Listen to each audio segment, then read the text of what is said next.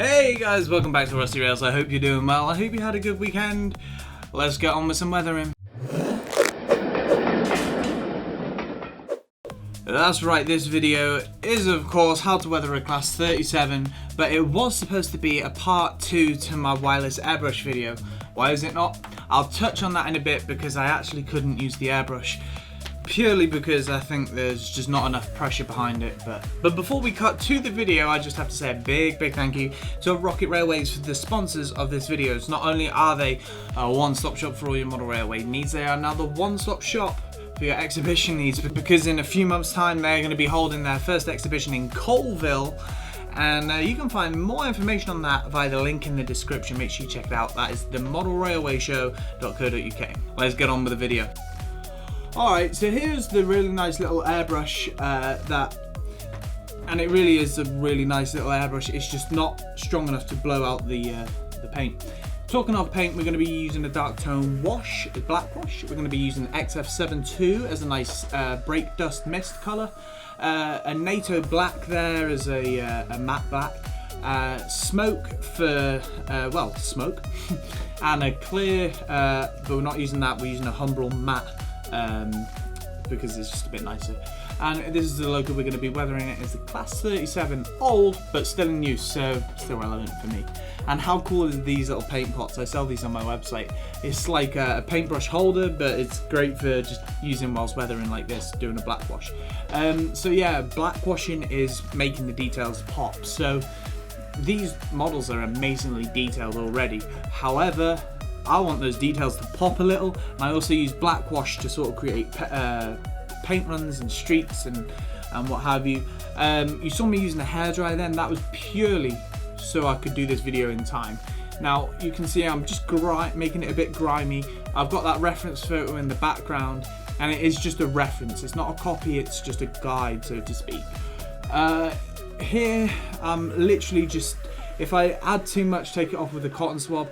Otherwise, I actually tip it upside down here to really get underneath.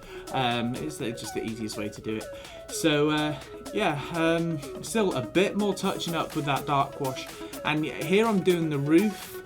I thought it was a good idea at the time, but the spray painting just completely takes over. How cool is that little lid? We'll come back to that in a sec. But look, this airbrush, you can sort of see it's not a perfect line. It's a very splattery line. Like the main line has so many satellite particles off it that it makes it very, and you can see it's very splattery and non-consistent. And when weathering a loco, that's the last thing you want. You can see there it's struggling to push that paint through.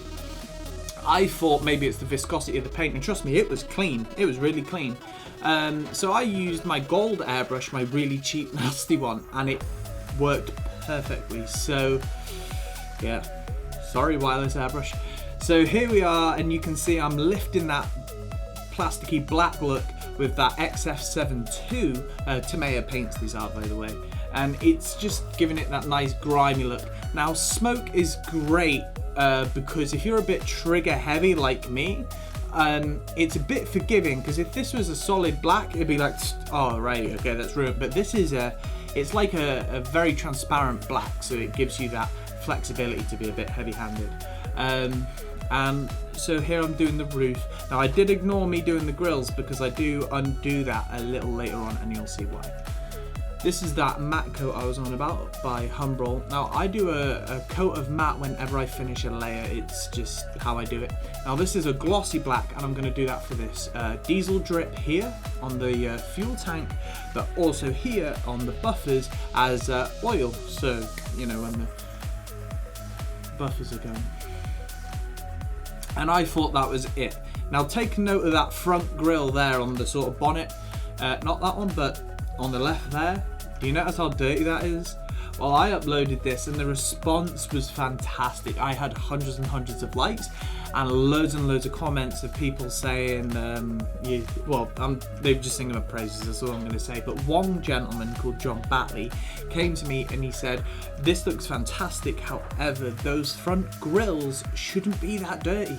They're not exhaust vents, or as dirty as the exhaust vents are on the roof. So I thought, right, okay, and I knew there was something missing. He pointed it out, I fixed it, and I'm so glad he pointed it out.